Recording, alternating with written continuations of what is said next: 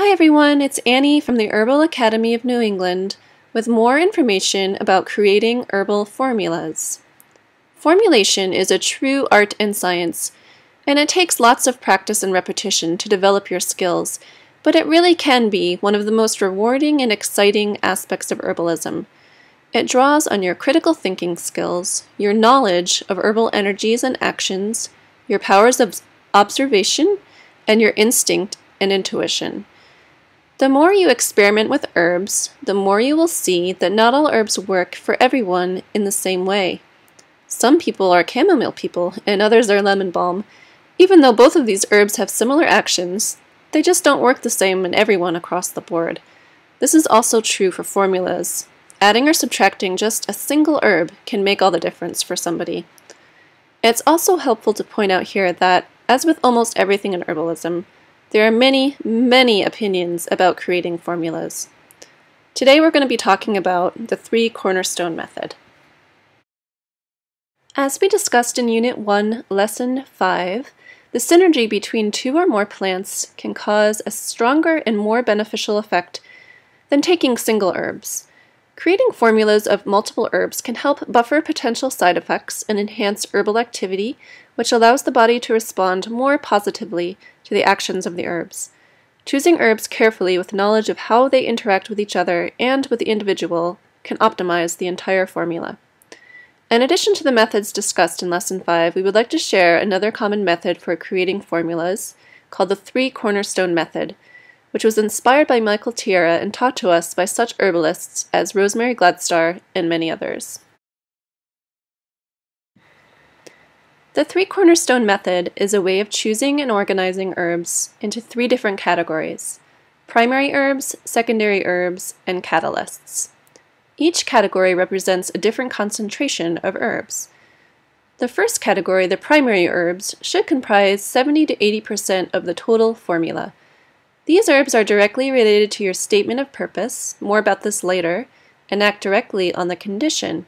For example, passion flower, which has sedative properties, and valerian, which is a nervine tonic, would be great choices for a calming nervine formula.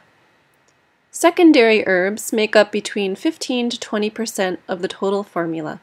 Secondary herbs are also related to the condition, but are considered more nourishing, building, and toning. Secondary herbs can also act as a buffer against some of the stronger actions of the primary herbs, and are often carminatives, tonics, adaptogens, and emulsants. For example, chamomile would be an appropriate secondary herb in a nervine formula for insomnia. It relates to the condition, but it is also a carminative, soothing to the nervous system. Catalysts comprise 10 to 15% of the total formula. As you learned in Unit 1, Lesson 5, catalysts give a little kick to the formula and help it move throughout the body. They are often, but not always, hot and spicy herbs like garlic, ginger, black pepper, and cayenne. Catalysts are often diaphoretics, stimulants, diuretics, and otherwise energizing herbs. Step 1. Statement of purpose. To begin the process of creating your formula, we recommend first creating a statement of purpose in which you write down why, and more importantly, for whom you're creating the formula. Suppose you decide to create a formula for yourself to address insomnia. You've determined that this insomnia is related to excess nervous energy and chronic stress, and a visit to your physician's office has ruled out hormonal imbalances, nutritional deficiencies, and other potential underlying causes of insomnia, of which there are many. You have adopted a meditation practice, increased aerobic exercise, cut out caffeine, and implemented good sleep hygiene. All of these measures have helped, but you'd like to try herbs as part of your holistic approach to improving sleep. You would prefer to take it as a tea in the hours preceding bedtime. You tend towards a pitta constitution with a bit of inflammation and heat in your body. Your anxiety and tension seem to be affecting your digestion.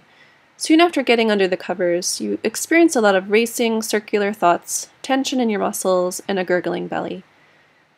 So, given all these factors, your statement of purpose might look something like, the goal of this formula is to ease my body's reaction to stress, cool inflammation and heat, relax my nervous system, and allow for better sleep.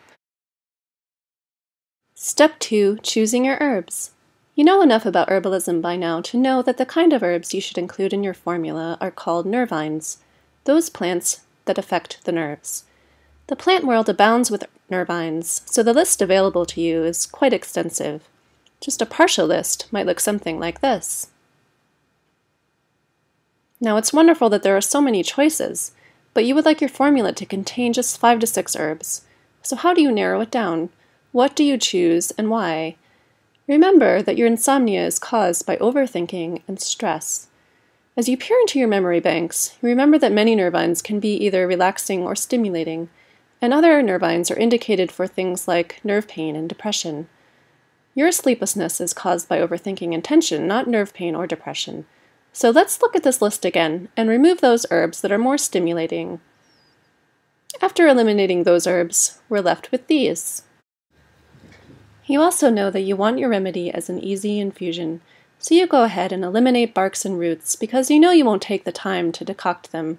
You also eliminate kava because making a traditional kava drink seems just a little too involved to do right before bed, and you know you need to keep this process simple to aid in your compliance.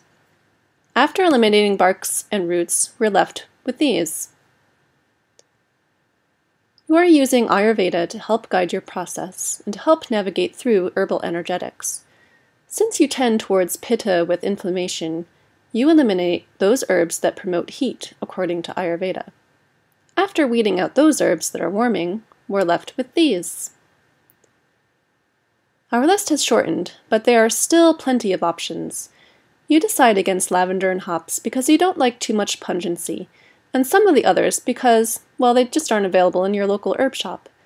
So drawing from your knowledge of herbal actions, your intuition, your experience tasting herbs, and basic understanding of Ayurveda, you finally decide on the following herbs. Chamomile is cooling, pitta-reducing, carminative, a nervine. You know that chamomile is anti-inflammatory, antispasmodic, and helps relax the smooth muscles in the GI tract. We also have lemon balm, which is cooling, reduces pitta, it's a carminative. You recall that lemon balm is an uplifting, delicious tasting herb that promotes calmness. You think its appealing taste will help mask some of the more bitter herbs in this formula.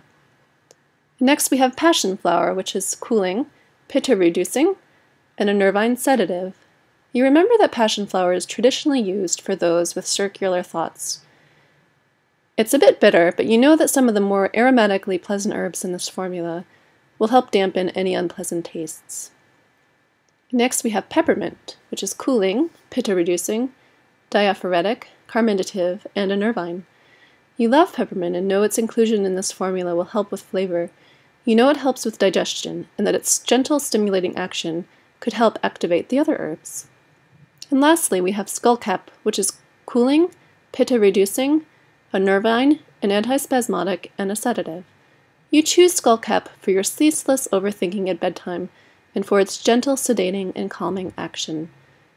Now we can move on to step 3, determining percentages. Which herb fits into which category, and at what percent? So again, just to review, we have our primary herbs at 70 to 80%. They're directly related to the statement of purpose and act directly on the condition. Secondary herbs, 15 to 20%. They're more nourishing, building, and toning. They act as a buffer and are often carminatives, tonics, adaptogens, and emulsants. And we have catalysts, which are 10 to 15% of total formula. They help other herbs move throughout the body and are often hot and spicy like garlic, ginger, black pepper, and cayenne. They're often diaphoretics, stimulants, diuretics, and otherwise energizing herbs. Now, if you're visually oriented like me, you might find it helpful to sketch out the process in a triangle, with each point representing the different categories. So returning to our list of herbs, we can now start shuffling them around and make some decisions about which herbs should go where. Again, we have chamomile, lemon balm, passion flower, peppermint, and skullcap. And we know all of these are nervines, so which herb goes where? You look at your list, and the first thing that jumps out at you is that 3 of the herbs are carminatives: chamomile, lemon balm, and peppermint. You remember that secondary herbs are often carminatives. But peppermint is a little bit active, which might be better as a catalyst.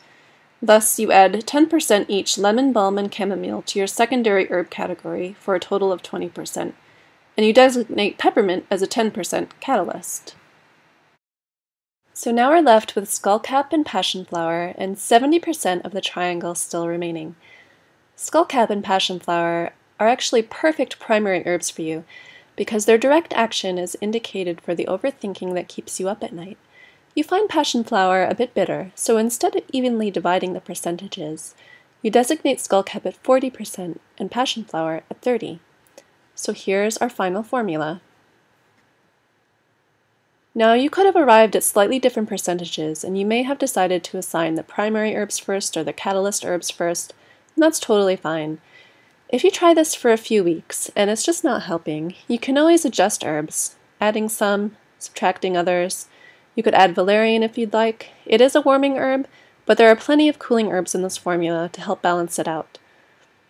While practicing creating your own formulas, it's really important not to get too caught up in concepts. Use Ayurvedic or TCM principles as guides along with your knowledge of modern science, herbalism, and your own instinct and experience. Thank you so much for joining me in this lesson, and I really hope you enjoy practicing creating your very own herbal formulas.